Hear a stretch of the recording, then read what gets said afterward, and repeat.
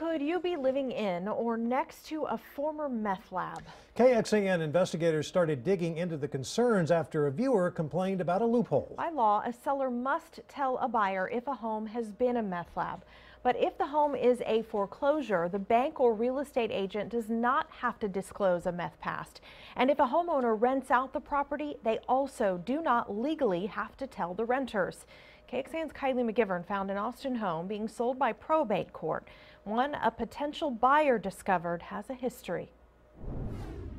Through my research, I found that in a hot housing market, I guess houses that are kind of unique and all that, they go very, very quickly. For Jared Benedict, the price of this South Austin home on Loads Drive caught his attention. That is, until this sign did, the only warning Benedict received of the danger next door. If I wouldn't have seen that sign, then I would have no knowledge of this or even be able to go investigate all the things that I was able to find.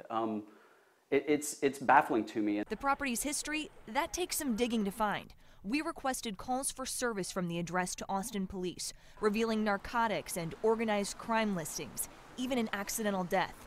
In the reports, police describe a meth overdose, people admitting to snorting meth, and the home under investigation for manufacturing meth. I'm a first-time father, so I don't know what I would do if I would have fallen into that situation. It would have been heartbreaking. Neighbor Carol Vogus put up the warning sign. I didn't care about offending our neighbors. I wanted to protect potential buyers. Vogus says after the owner died, she helped someone living in the home and discovered a meth lab. I just put gloves on and we went in there and took it down. It should be mandatory that it is disclosed, whether it's rental or selling. I don't care if the courts own it. I don't care who owns it.